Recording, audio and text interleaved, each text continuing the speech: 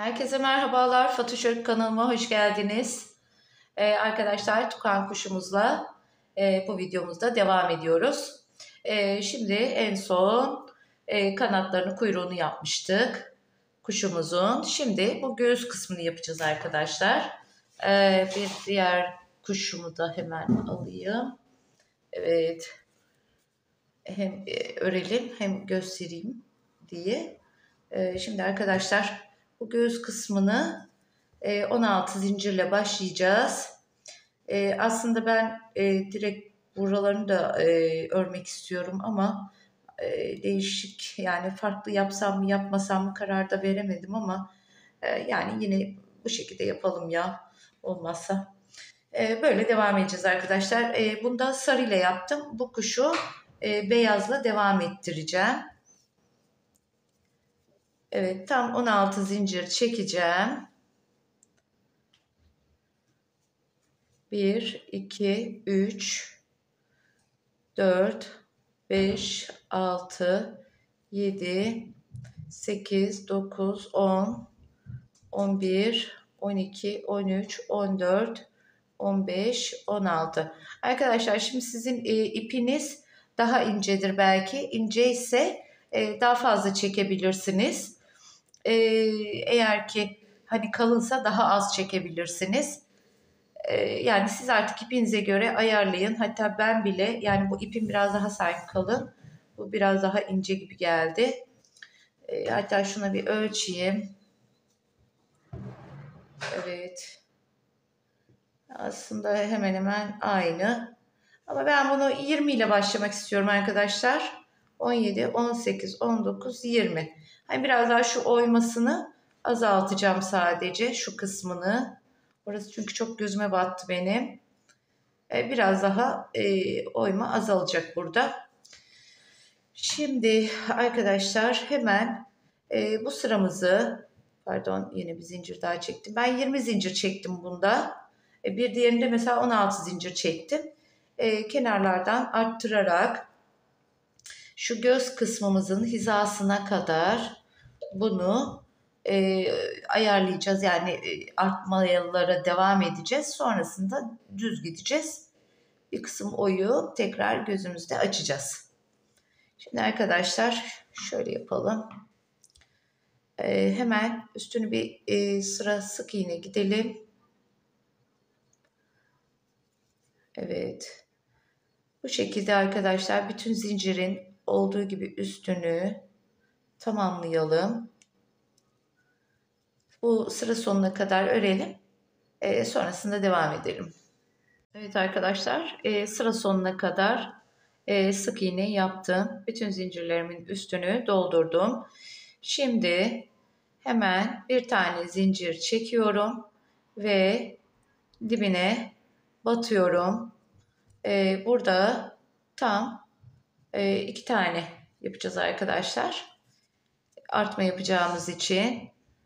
Bu şekilde sıra sonuna kadar devam edeceğim. Sıra sonunda da yine 2 artma yapacağım. Şimdi şöyle sıra sonuna kadar bir gelelim. Tam ayarladığım yerde ben size kaç sıra artma yaptığımı söyleyeceğim. Şimdi sıra sonuna geleyim arkadaşlar. Evet arkadaşlar, sıra sonuna kadar geldim. En son ki sık iğneye batış yapmadım. Örmedim yani. Şimdi burada da 2 sık iğne yapacağım. Aynı sık iğne üzerinden. Yani bir başta yaptım, bir de sonda yaptım. Şimdi yine zincirimi çekiyorum. Tekrar aynı şekilde devam edeceğim. Yine burada bir artma yaptım başında. Yine sıra sonuna kadar devam edip sıra sonunda tekrar bir artma yapacağım. Yalnız sayı değiştirdiğim için şimdi benim bunu ayarlamam gerekiyor. Sırasını ona göre söyleyeceğim size, artma yaptığımız sıraları. Ben bunu öreyim. Kaç sıra artma yapmamız gerektiğini söyleyeceğim. Ondan sonrasında devam edeceğiz. Çünkü dediğim gibi ayarlama yapmam gerekiyor. Hani nereye kadar ben bunu öreceğim. Mesela gözlerine kadar arttıracağım. şu kadar sıra artma yaptım diyeceğim. Siz de o şekilde devam edeceksiniz. Artmalarımızı hem başında hem sonunda yapıyoruz. Ben bunu ayarlayayım. Size kaç sıra artma yaptığımı söyleyeyim. Evet arkadaşlar, artmalarımı yaptım. Şimdi ilk sıramda hep başta ve sonda yaptım artmalarımı. İlk sıramda zaten düz geçmiştim. 2, 4, 6 ve 8 sıra. 8 sıra boyunca artma yapmışım arkadaşlar. Şimdi artık düz kısımlarımıza geçeceğiz. Yani şu kısmımıza geçeceğiz. Onu da ayarlayayım arkadaşlar. Ayarladıktan sonra yine size şu kadar sıra düz ördüm diye söyleyeceğim. Eğer sayıları farklı yapıyorsanız bunu siz kendiniz de ayarlayabilirsiniz. Önemli olan şu göz kısmını geçmesi. Şuradan ölçebilirsiniz. Tabi bu aşağıda kalacak ama göz ayarını yapmak için şöyle üste getirip bu parçayı göz kısmına getirip göz kısmını böyle iki sık iğne, 3 sık iğne şeklinde 2 sık iğne, 3 sık iğne geçecek şekilde örersiniz. Şimdi ben kendi yaptığımı gösteriyorum size ama dediğim gibi hani siz de bunu yani kendi ipinize göre, kendi zincir sayınıza göre bu şekilde de ayarlayabilirsiniz. Düz kısmına geçeceğim şimdi. Yani buradan başlayacak. Umarım görülebiliyordur. Öyle söyleyeyim. Şurada artmalarım var. Artmalarımın artık son kısmına herhalde gelecek. Tam olarak şu anda göremiyorum. Buradan sayamıyorum. Şurada artmalarım bitmiş zaten. Artmalarımın bittiği kısımdan. Bu arada ben bunun gövdesini de biraz daha uzun yapmışım arkadaşlar. Sonradan fark ettim. Ama çok da önemli değil. 3-5 sıramı artık uzun yaptım. Nasıl yaptımsa. Bazen yanlışta not alabiliyorum. Bazen de not almayı unutuyorum. Kafama göre yapmaya çalışıyorum. Ama çok da önemli değil. Zaten bunun gövdesi biraz bana kısa gelmişti. Bu daha iyi oldu. Yani benim size verdiğim tarif çok daha iyi oldu. Her zaman söylüyorum, ikinci yaptıklarım çok daha güzel oluyor. Çok daha iyi oluyor. Çünkü ilkleri tasarlıyorum ama yani oradaki hataları sonradan hani görebiliyorum. O hataları düzelterek size tariflerini veriyorum. Çok daha güzel oluyor o zaman.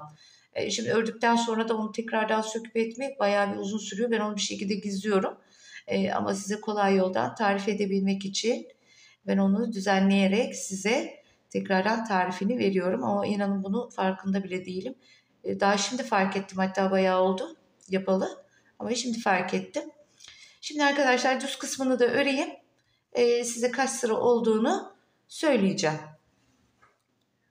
Düz kısımlarımızı da yaparken arkadaşlar yine bir zincir çekiyoruz.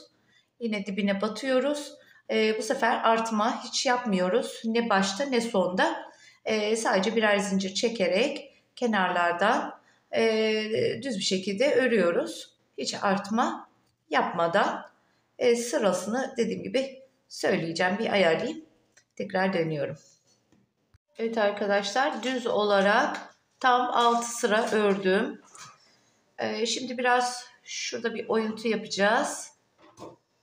Birazcık oyacağız. Şu kısmını. Sanırım bunda 1, 2, 4 sıra kadar ya da 2 sıra mı yapacağız? Neyse ben de onu da yapacağım. Şimdi söyleyeceğim. 6 sıra düz ördüm arkadaşlar.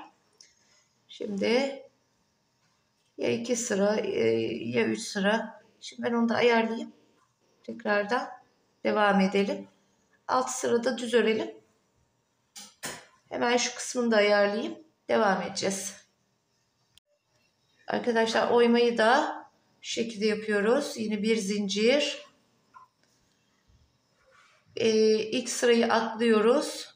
Hemen yanındaki sık iğneye batıyoruz. Yani dibine batmıyoruz. O dibindekinin yanındakine batıyoruz. Sonrasında sıra sonuna kadar devam edelim. Ben sıra sonuna geleyim arkadaşlar. Sıra sonunu da göstereceğim şimdi. Buraya kadar öreyim. Sıra sonuna geldik. 2 sık iğne bıraktım arkadaşlar. Şimdi ikisini birden alacağım ve burayı bir tane sık iğne azaltmış olacağız. Şimdi yine bir zincir çekiyorum. Bu başlarını da aynı şekilde yapabilirsiniz. Dilerseniz veya şöyle göstereyim ben. İkinci eksiltme yapıyorum ikinci sıramı yapıyorum eksiltme olarak. Bunu da aynı şekilde yapabilirsiniz. Başını da sonunu da isterseniz hiç kafanızı karıştırmayın. Aynen bu şekilde devam edin arkadaşlar. Şimdi yine sıra sonuna kadar geliyorum.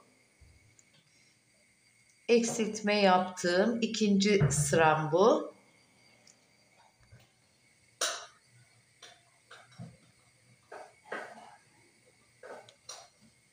Bunu geleyim sıra sonuna kadar devam edelim arkadaşlar.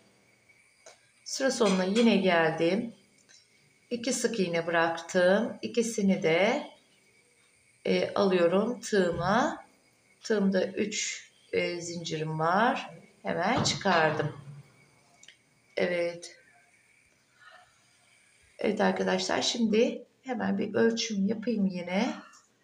Bu şekilde ölçü ölçüye gideceğiz. Evet. Sanırım bu yeterli oldu. Kesimlerimiz. Tahminimce 3 sıra kadar bir düz geleceğiz. Şimdi tekrardan bakıyorum da tamamdır arkadaşlar ya. Kesim yaptığımız sıra yeterli oldu. Yani 2 sıra kesim yaptık yanlardan. Şimdi yine düz öreyim ben. Tekrar size kaç sıra ördüğümü söyleyeceğim arkadaşlar. Ne kadarsa ona göre düz devam edeceğiz. Evet arkadaşlar, 4 sırada düz yapıyoruz. Şimdi artmamıza geçeceğiz. Tekrardan artmalı sıraya geçeceğiz. Artmalı sırada da kaç sıra artma yapacağımızı onu da söyleyeceğim. Şimdi artmasını yapayım. Sıra sayısını söyleyeceğim. Sonra göz etrafını yapacağız. Evet arkadaşlar, 2 sırada başta ve sonlarda birer artma yaptım. 2 sıra ördüm. Şu şekilde. Bir bu başta, bir bu başta olmak üzere her 2 sırada da birer artma yaptım. Şimdi arkadaşlar hemen bir zincir çekiyoruz. Dibine batıyorum. Devam ediyorum. 1, 2 ve 3 sık iğne örüyorum. 1, 2 zincir çekiyorum. 1, 2 sık iğne sayıyorum. Üçüncüye batıyorum. Ve bu şekilde devam ediyorum. Sıra sonuna geldiğimizde aynı şekilde kenarda 3 sık iğne kalacak şekilde aynı işlemi yapacağız. Şu kısımlardan, yani bu gözü bir düğme, bunu da bir ilik gibi düşünün. Bu şekilde bunu yerleştireceğiz arkadaşlar. Sona bir geleyim, devam edelim. Evet, sona geldim arkadaşlar. 5 sık iğne kalarak şimdi 1, 2 zincir çektim. İkinci sık iğnemi atladım. Üçüncü sık iğneme battım. Bir sık iğne yaptım. İkinci sık iğnem ve üçüncü sık iğnem arkadaşlar. Şu şekilde. Şimdi yine düz devam edeceğiz. Hiç eksiltme, artma yapmadan. Şimdi ona da bakayım arkadaşlar. Ben bir yapayım. Şimdi bunun üzerinden 1, 2 tane de yine sık iğne yapıyoruz. Yerine koymuş oluyoruz. Zincirimizin üzerine 2 sık iğne. Bu şekilde devam edelim. Yine en sona geldiğimizde yine zincirimizin üstüne 2 sık iğne yapacağız. Düz olarak yine bitireceğiz. Şimdi kaç sıra düz yapacağımızı, yani bu sırayla birlikte kaç sıra düz yapacağımızı tekrar söyleyeceğim arkadaşlar size. Evet arkadaşlar, bir sıra yaptım düz olarak. Şimdi tamamıyla eksilterek üst kısmını yuvarlatacağız. Yuvarlatabildiğimiz kadar. Şimdi ben size bunu nasıl geçireceğimi göstereceğim. Bir sıra yapıyoruz arkadaşlar. Sadece şu zincir yaptığımız kısmın üstünü dolduruyoruz düz olarak. Şimdi şu şekilde bir makas yardımıyla daha rahat, biraz zor oluyor bunu geçirmesi ama makas yardımıyla yine de kolay olacaktır. Şu şekilde düğme gibi, düğmeye yani iliğe düğme geçirir gibi geçireceğiz. Tabii ben burada geçirebilirsem arkadaşlar elimden geldiğince yapmaya çalışacağım ama siz onu anladınız zaten ne demek istediğimi. Şimdi kamera var önümde, maalesef kayıyor ediyor. Ben bunu geçiremiyorum. Hani siz daha kolay geçirirsiniz. Her iki gözünü de bu şekilde geçireceğiz. Şimdi uğraşıyorum da. Hani videoyu da uzatmak istemiyorum.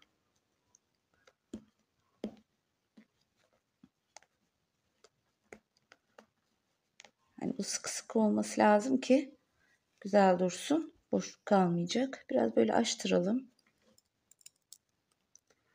Burada kayıyor arkadaşlar masada. Ben bunu geçiremiyorum maalesef.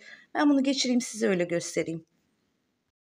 Gözlerimizi de geçirdik. Arkadaşlar biraz zorlandım. Yani şu ipe göre, şuna göre. Bu sanırım biraz daha sert ip.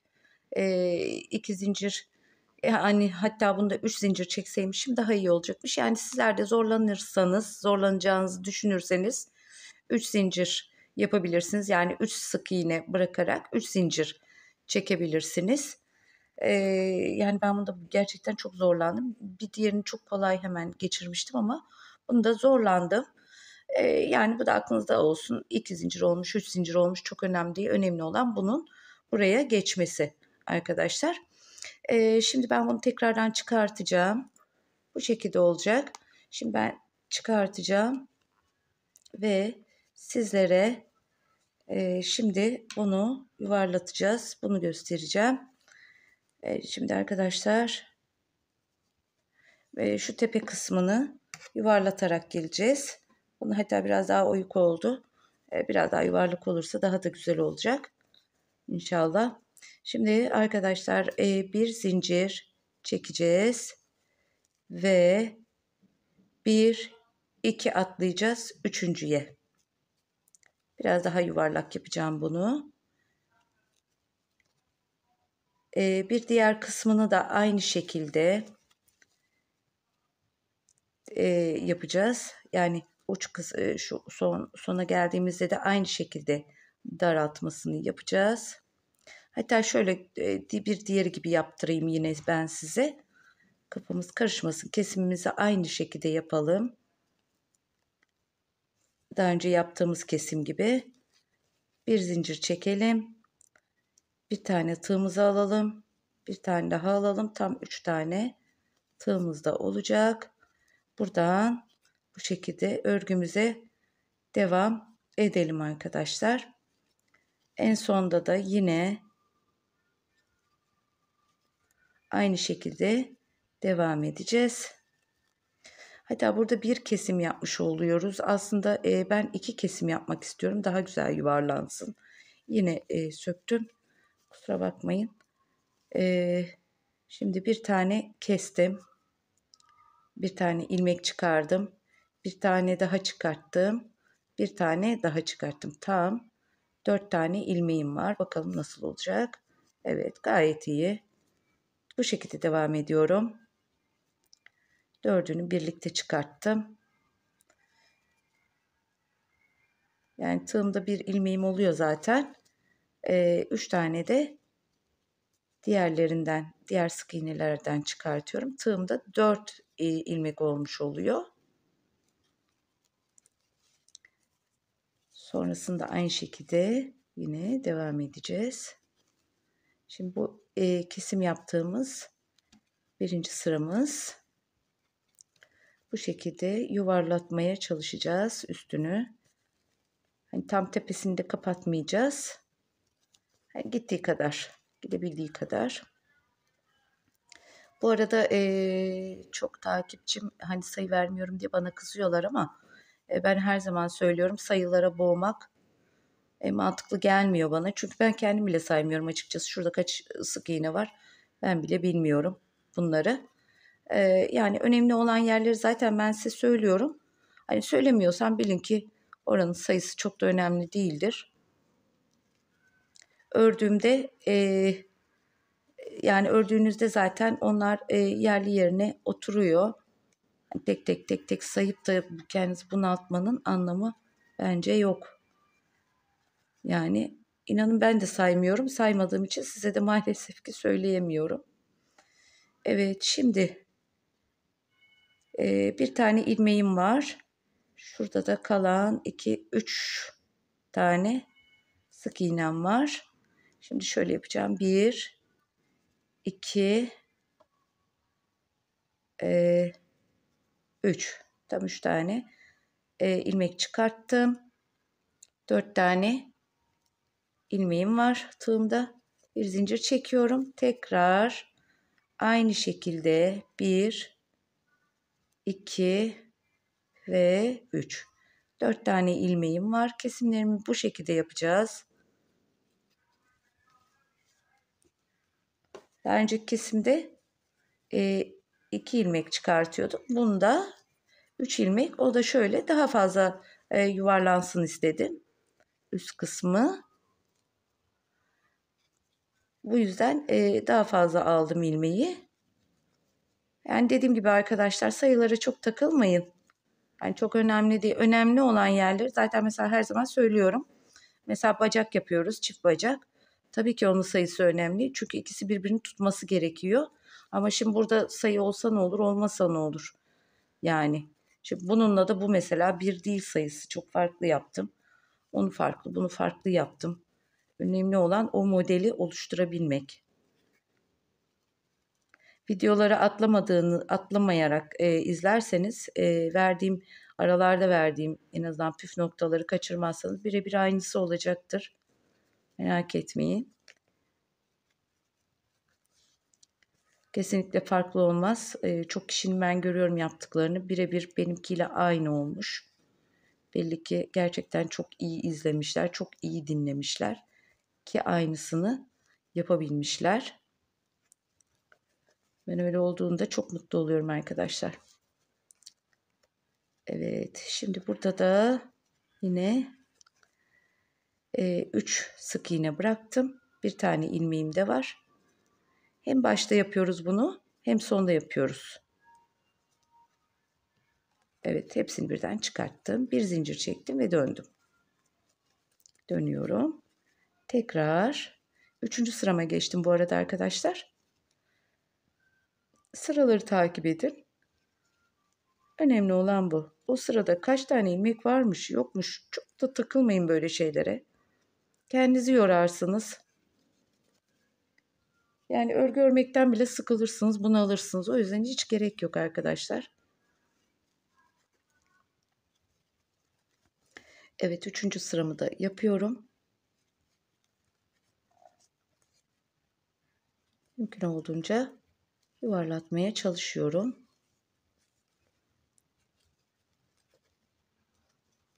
Hem başta hem sonda. Unutmayalım.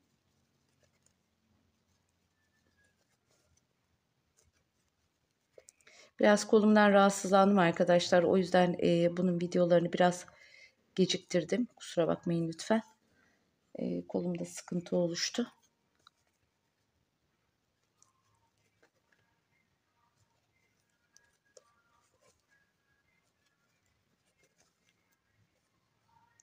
İpim de dağıldı, kendinden geçti. Evdeki iplerinizi kullanın arkadaşlar. Hiç yeni almaya gerek yok. Yani evde ne varsa onu bence değerlendirin. Evet arkadaşlar, yine 3 sık iğne bıraktım. Bir tane ilmeğim tığımda. 1, 2 ve 3.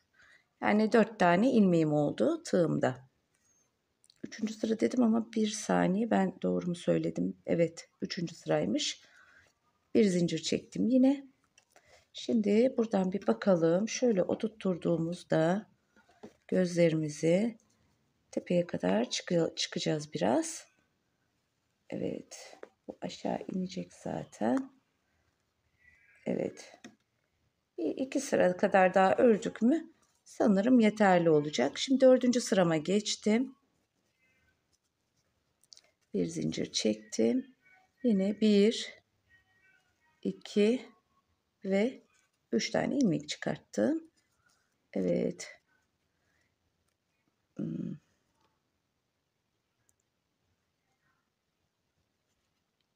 Çıkarttım da. Bir daha yapayım şunu.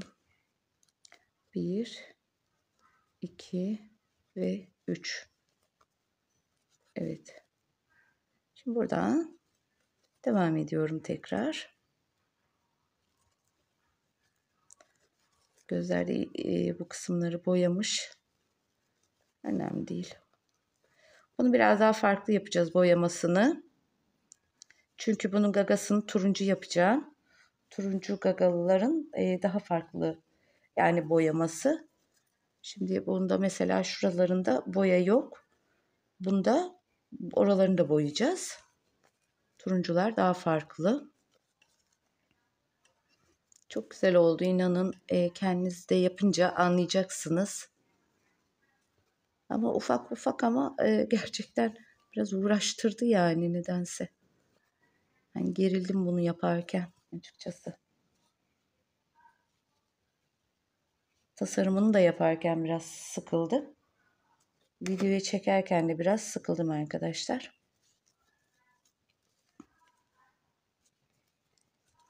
Evet, bunu da sona geldik sayılır. 4. sıramızı yapıyoruz. Bitireceğiz zaten birazdan.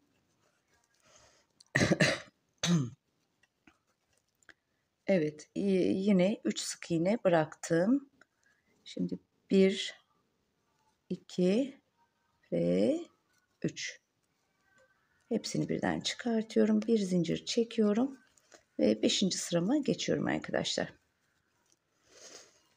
Evet, şimdi hemen yanından devam ediyorum. 1, 2 ve 3. Bitiriyorum. Devam ediyorum.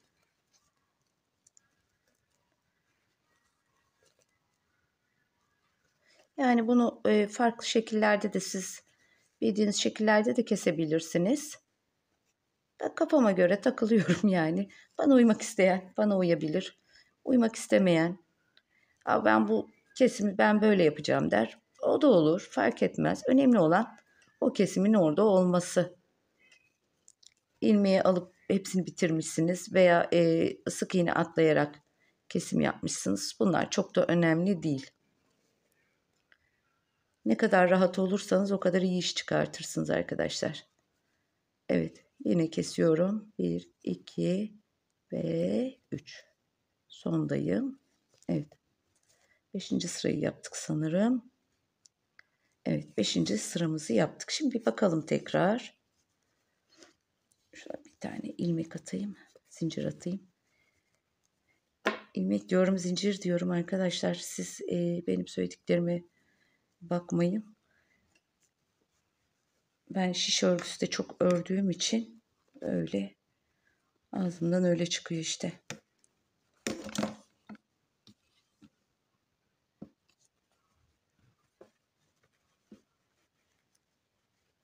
Evet. Bir sıra daha yapsak mı diye düşünüyorum. Arkadaşlar bir sıra daha yapalım. 6 sıra olsun tam olarak. Evet, daha güzel yuvarlandı. Yani bundan daha güzel oldu. Evet, hemen 1, 2 ve 3. Devam ediyorum. Son sırayı yapalım arkadaşlar. 6 olsun. Sonra gözlerimizi geçireceğiz. Yine sonra dikişimizi yapacağız. Misinelerimizi hazırlayalım. Renkli kısımlarımızı daha önce de söyledim. Misinelerle dikeceğiz. Belli olmaması gerekiyor. Evet. Sona geldik. Yine 1, 2, bir dakika fazla örmüşüm. Evet, 1, 2 ve 3 bitiriyoruz. Tamamdır arkadaşlar, bu kadar yeterli. Gayet de güzel oldu. Biraz kırıştırdık ettik. Onlar zaten dikilince bir sıkıntı oluşturmuyor. Burada keselim arkadaşlar. 6 sıra yaptık kesimimizi. Evet. Şimdi hemen şöyle bir sağlamlayalım. İçeride kalacak zaten. Hemen gözlerimizi geçirelim. Sonrasında dikişini yapalım arkadaşlar. Şimdi arkadaşlar geçirdiğim misinemi tek kat yapacağım. Biraz uzun geçirdim. Gözlerimi de bu şekilde geçirdim. Tepe noktamız da böyle oldu. Şimdi arkadaşlar şu alt kısımdan bir düğüm atalım ki, çünkü misine olduğu için kayma yapabilir. O yüzden güzelce bir düğümleyelim. Hatta şu şekilde bağlarsak çok daha sağlıklı olur. Bunlar içeride kalacak. O yüzden sorun etmenize gerek yok. Şimdi bir kere de sağlamlama işlemi yapacağım. Misineler çok kayıyor arkadaşlar. O yüzden çok sıkı sıkı sağlamlamamız gerekiyor. Siyah üstüne dikecekseniz, yani siyah üzerinde kesinlikle kullanmayın derim ben size. Çünkü pırıl pırıl parlıyor sonrasında. Şöyle güzelce düzelttirin. Kayma yapıyorsa buralardan iğneler takabilirsiniz. Kayma yapmaması için. Şuradan başlayalım.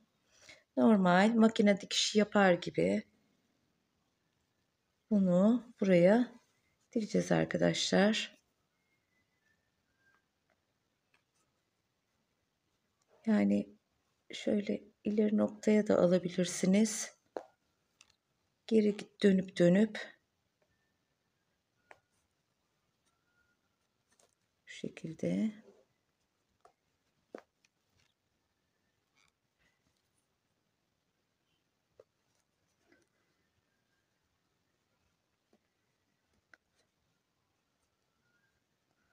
Yani gördüğünüz gibi bir tane atlıyorum. Bir diğerinden çıkartıyorum. Çünkü oraya doğru iğneyi kıvırmak gerçekten zor oluyor. Ne oluyor bu sefer? Geridekine de giriyorum. Yani artık dikişi size kalmış bir şey. Hani nasıl dikmek istiyorsanız öyle dikebilirsiniz. Sadece ben her zaman söylüyorum, yaptığımı size gösteriyorum. Bana uymak isterseniz benim gibi yapabilirsiniz. İstemezseniz hani bildiğinizi yapın. Sorun değil. Önemli olan burada bu dikişlerin gözükmemesi ve güzelce boşluk kalmadan dikilmesidir arkadaşlar. Bu yüzden çok da sorun etmeyin.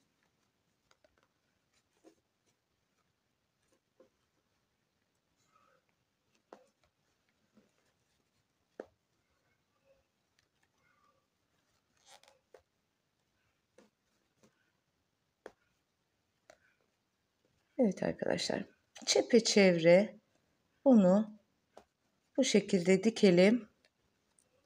Sonrasında da gagasına başlayacağız. Gagamızı da yapacağız. Bir de göz etrafımızı yapalım. Bu videoda inşallah çok uzamaz videomuz. Kanatlarını da dikeceğiz. Hep beraber dikeceğiz, onları da göstereceğim. Sonrasında zaten bir tek bacaklarımız kalacak Allah'ın izniyle. Şimdi dikelim arkadaşlar bunu, ben çünkü gerçekten zorlanıyorum. Masada kayma yapıyor. Kayıyor. Zor yapıyorum. Ben dikeyim, göstereceğim zaten size. Hemen gagasına başlayacağız ardından. Evet arkadaşlar, göğüs kısmını gördüğünüz gibi bu şekilde diktim. Gözün bir tanesini ben yaptım. Hemen bir diğerini de size de göstereyim. Hemen bir düğüm atalım ipimize. Şimdi hemen bu üstünden, yani altı şu kısma geçirmeye uğraşmayın. Hemen üstünden yapabilirsiniz rahatlıkla. Bu şekilde gözünü çepeçevre öreceğiz. Yine sık iğne olarak yapıyoruz. Ancak burada sadece ipimizi bir kere doluyoruz. Tam etrafındaki sık iğnelerin üzerinden bunu çepeçevre öreceğiz arkadaşlar.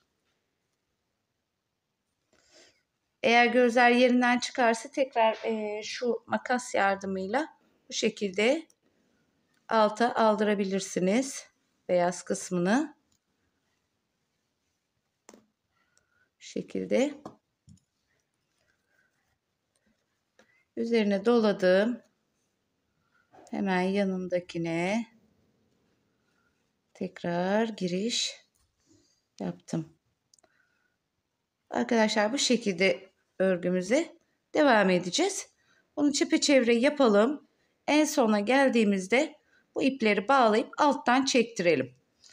Ben yapayım burada, dediğim gibi kamerayı şimdi devirmeyeyim. O yüzden yapabilirsiniz artık, kolay. Zor bir şey değil. Dediğim gibi alta geçirmeye çalışmayın. Çok zorlanırsınız. Gerek yok zaten.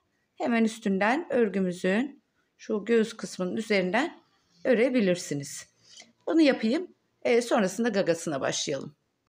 Evet arkadaşlar, diğer bir gözünü de yaptım. Gördüğünüz gibi. Şimdi gagamıza başlayacağız. Daha önce de söylediğim gibi gagamızı eğer boyamayacağım diyorsanız bu şekilde kırmızıyla başlayın arkadaşlar.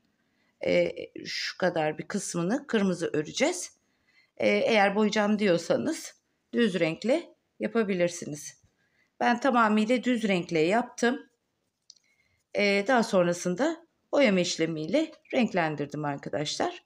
Üzerindeki desenleri, yani şu kısmını hani kırmızıyla başlayabilirsiniz. Biterken mesela burası da boya ama biterken mesela 2 sıra siyah örebilirsiniz.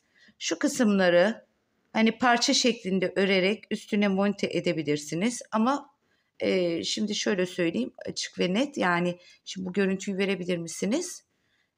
Orasını bilemeyeceğim. Ama en azından boyası olmayan da bu şekilde yapabilir. Neden bu görüntü dedim? Onu da söyleyeyim. Çünkü parça üzerine parça olarak ördüğünüzde bu kısmı kabarmış olur. Kabarık kabarık durur. Yani o yüzden de bilemiyorum. Yani ben yapmadığım için bilemiyorum. Ben bu şekilde boyadım her şeyiyle. Artık siz de duruma göre bakın arkadaşlar. Şimdi hemen gagamızı başlayalım. Sihirli halkamıza başlıyoruz. Hemen bir düğüm atacağım. Bir düğüm atıyorum. Arkadaşlar hemen 6 sık iğne yapıyorum. 1, 2, 3, 4, 5 ve 6. Biraz sıktırıyorum. Çok fazla sıkmayın. Ben bazen o hatayı yapıyorum. Daha sonrasında eklemem çok zor oluyor. Hemen karşıya batıyorum. İşaret iplerinizi de hazırda tutun bu arada.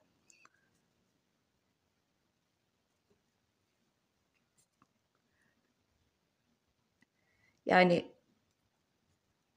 şimdi sıksanız da sıkmasanız da biraz daha zor oluyor ama ben dediğim gibi önümde kamera olduğu için bazı şeylerde zorlanıyorum. Karşıya geçtim. Hemen ben burada sık iğne ile eklemeyi yapıyorum. Yani bir yol tutturmuşum, gidiyorum. Siz artık nasıl yapabiliyorsanız. Şimdi arkadaşlar bağlantımı yaptım. Tekrar sayarak hemen yanındakinden devam ediyorum. Bağlantı yaptığımı saymıyorum. Yine 6 sık iğne yapacağım bu sıraya. 2 3 4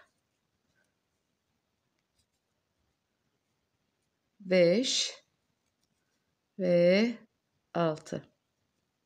Şimdi arkadaşlar burada gagamızda genelinde ben size sayılarını söyleyeceğim. Sıra sayılarını söyleyeceğim.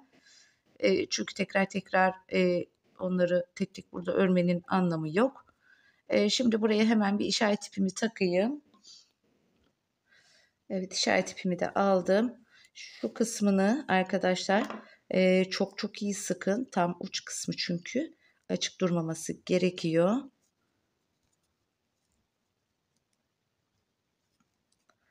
Bu şekilde sıkarak düğümleyelim. İçinde kalacak. Hani gagamızın sivri olması için bunu mutlaka çok iyi bir şekilde sıkalım. Tabii sıkarken kopartmayalım. Bazen ben onu yapabiliyorum. Çok iyi sıkayım diyorum. Bakıyorum ip elimde kalmış. Evet. Şimdi az bir kısmını alayım ki bana engel olmasın. Şimdi arkadaşlar 2 sıra ne yaptık? 6 sık iğne yaptık. 2 sıra boyunca.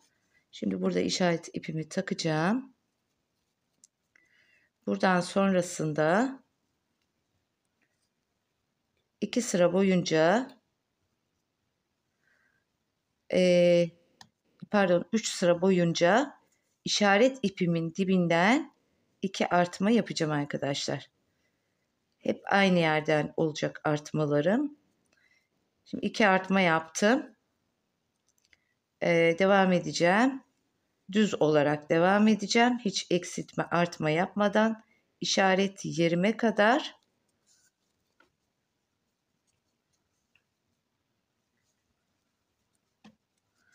işaret yerime geldiğimde tekrar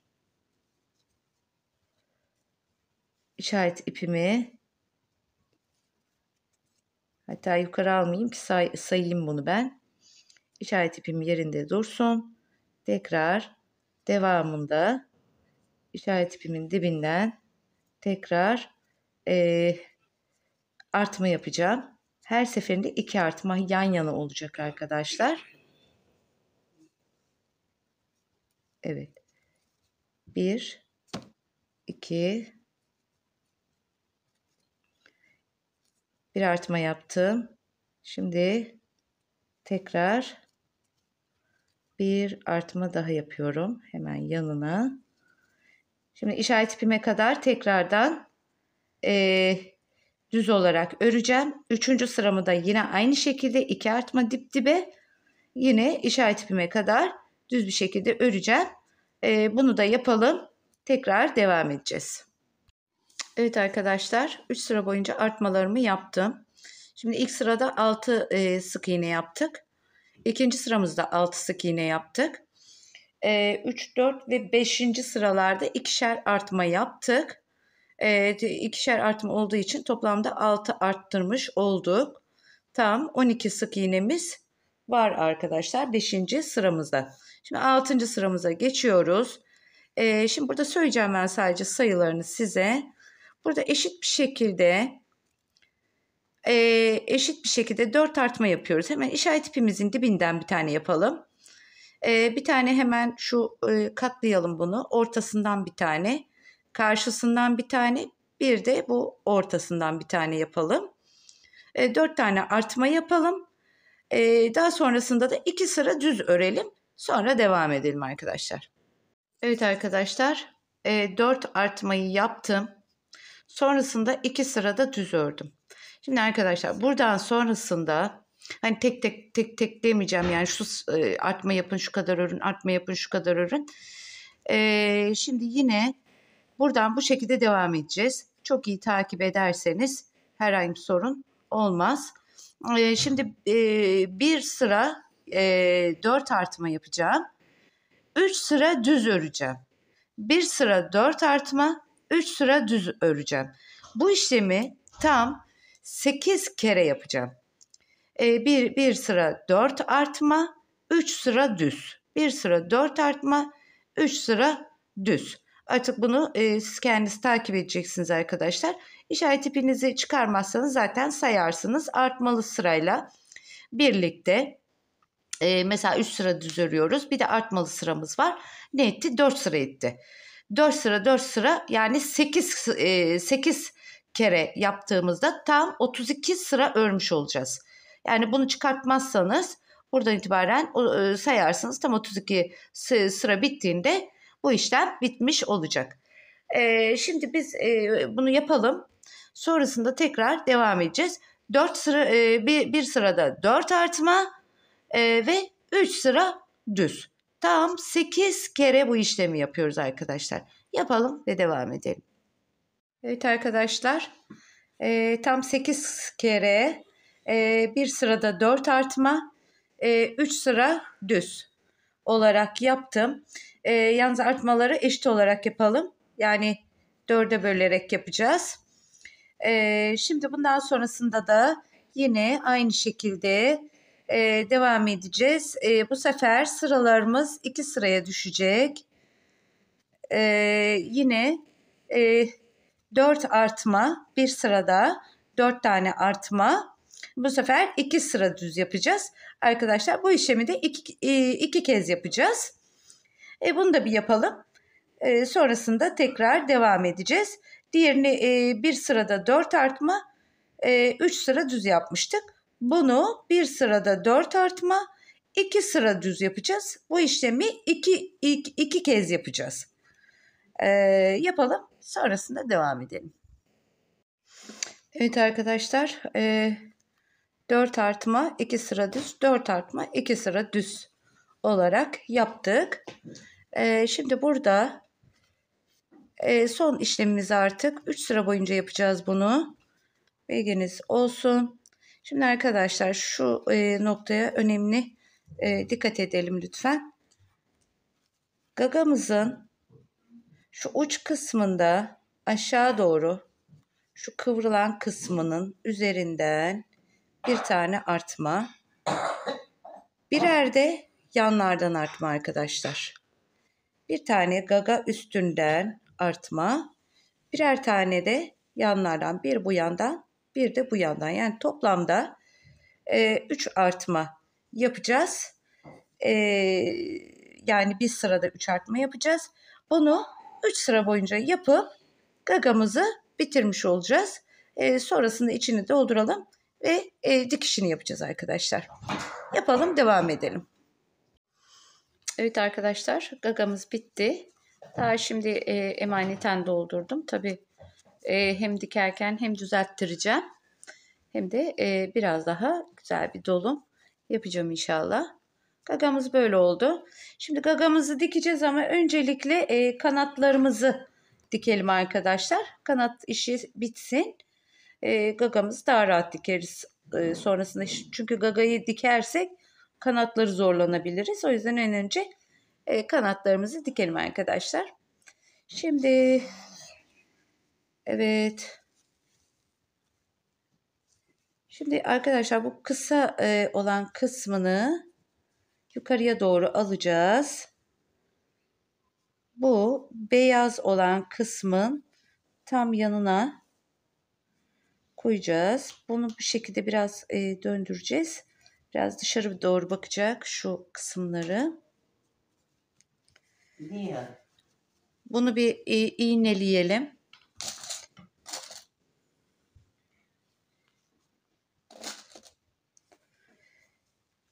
Şimdi emaneten iğneliyoruz ama sonrasında tabii düzeltmeler yapacağız.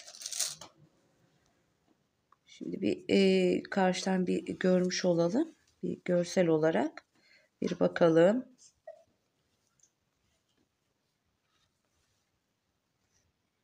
Evet, ikincisine de geçelim.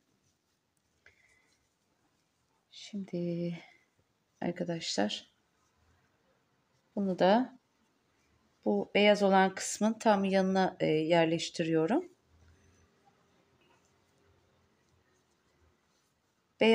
Şu beyaz kısmı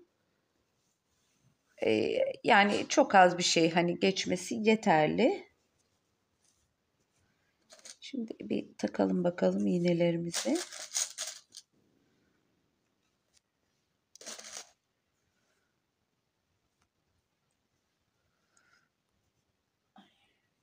Bu nasıl yanmış? Evet. Şimdi bir kanadım biraz daha yukarıda kaldı. Bir tık aşağı indireceğim. Bunları çok iyi ayarlarsanız arkadaşlar gerçekten çok güzel olacak. Çok muntazam ayarlamanız gerekiyor.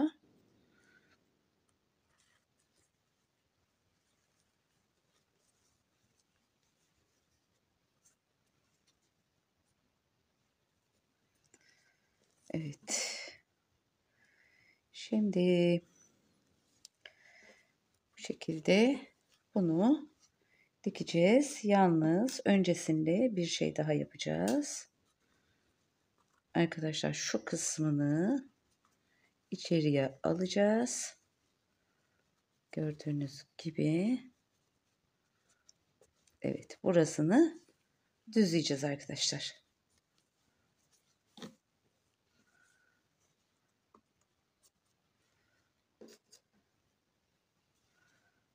Evet. Şimdi kanatlarımız tamamlanmış oldu. Gayet de güzel oldu. Bence. Evet. Şimdi arkadaşlar ipimizi hemen etamine geçirelim. Ben şunu bir geçireyim.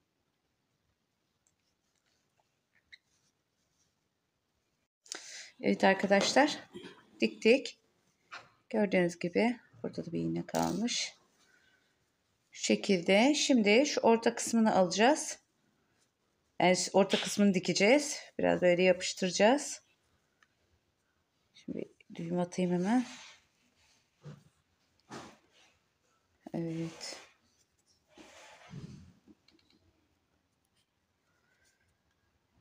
Şimdi arkadaşlar bunu bu şekilde iyice böyle içine düzgünce parmağımızla yapıştıralım. Şu şekilde sağlamlayalım. Yani şu anda kabarık ya. Bunu tam böyle yapıştıralım.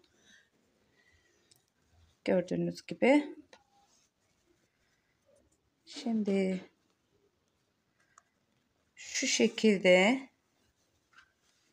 iki kanadı birbirine dikiyoruz arkadaşlar. Emaneten dikiyoruz. Yani çok hafif böyle belli aralıklarla da dikseniz olur. Önemli olan onun yatması. Yani aslında ben kanatlarını falan böyle telli falan yapacaktım ama yani iyice hani zor olmasın diye, hani benim için fark etmez, ben onu öyle de yaparım ama bu sefer hani gerçekten zorlanırsınız diye arkadaşlar bu şekilde yapmayı tercih ettim. Bu şekilde arkadaşlar kanatlarımızı birleştirelim. Zaten belli olmuyor gördüğünüz gibi. Yani şu kabarıklığını almak açısından bunu yapıyoruz. Öteki türlü açılıyor çünkü.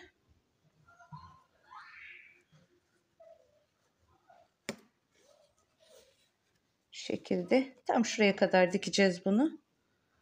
Belli aralıklarla da alsanız hiçbir şey fark etmez.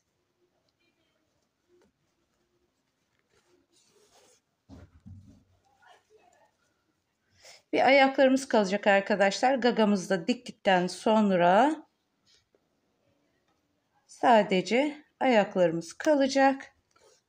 Ayaklarımızı da ayrı videoya çekeceğim. Çünkü uzun oldu bayağı bir.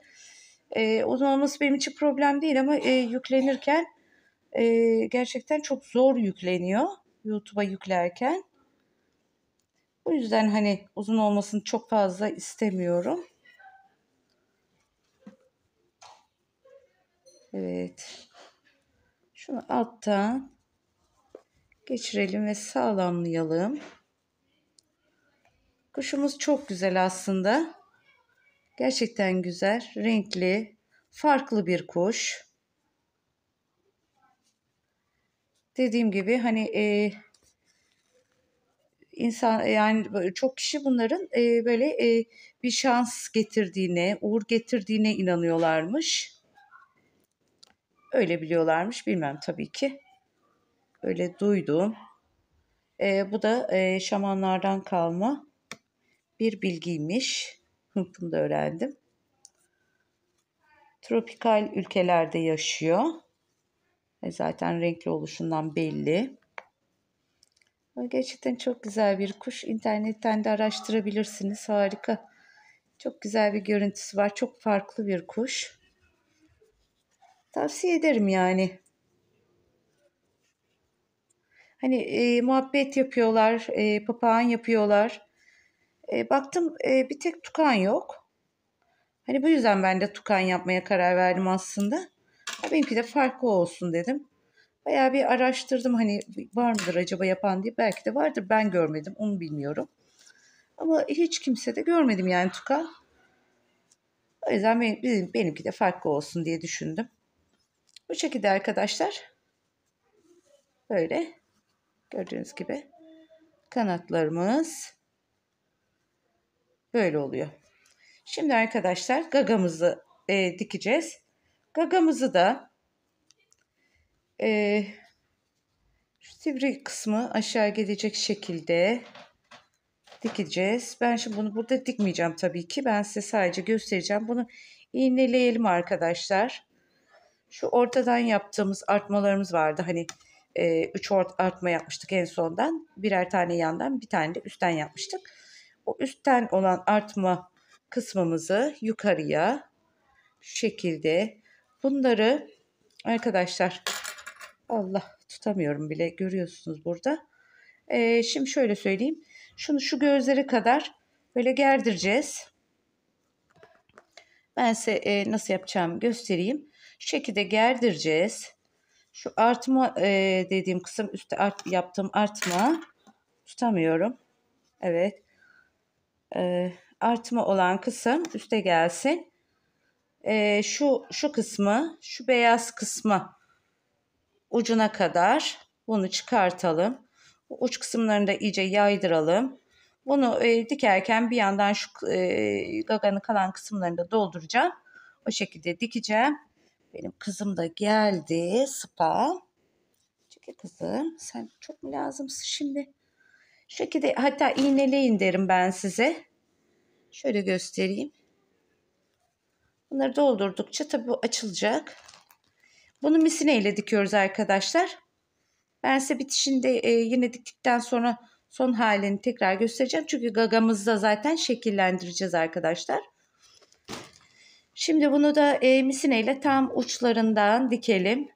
Daha önce de söylemiştim size, eğer ki şu kısmını boyamak istemiyorsanız son 2 sırasını siyah geçebilirsiniz. 2 sırasını, 3 sırasını, 3 sıra biraz kalın olur. 2 sırasını siyah örebilirsiniz. Düz siyah. Ben bile öyle yapacaktım da üşendim şimdi ip değiştirmeye, o yüzden bu şekilde yaptım. Öyle söyleyeyim. Bu dediğim gibi bunu bu şekilde yerleştirelim. Güzelce dikelim. Son halini ben size tekrar göstereceğim. Ama bu da çok güzel oluyor arkadaşlar. Gerçekten. Şimdi ben bunu dikeyim. Tekrar göstereceğim. Sonrasında devam edeceğiz. Evet arkadaşlar, gagamız da bitti. Dikişimizi yaptık. Şu şekilde göstereyim ben size. Çok şükür tamamıyla aslında vücudu bitti. Sadece ayaklarımız kaldı. Bunları yapacağız. Şimdi arkadaşlar gagamızı şu şekilde aşağı doğru eğdiriyoruz. Gördüğünüz gibi şu şekilde eğdiriyoruz arkadaşlar. Zaten hemen şekil alıyor. Boyadığımızda da iyice sabitleniyor, sabit duruyor. Bu şekilde eğdire eğdire gagamız aşağıya iniyor arkadaşlar. Şimdi en sonda dediğim gibi bir videomuz kaldı. Onda da bacaklarımızı yapacağız. Gagamızın boyamasını yapacağız. Ve tukanımız da bitmiş olacak arkadaşlar. Şimdi bu kadar. Bu videomuz bu kadar. Beni dinlediğiniz için teşekkür ederim. Abone olmayı unutmayalım lütfen. Beğeni ve yorumlarınızı bekliyorum.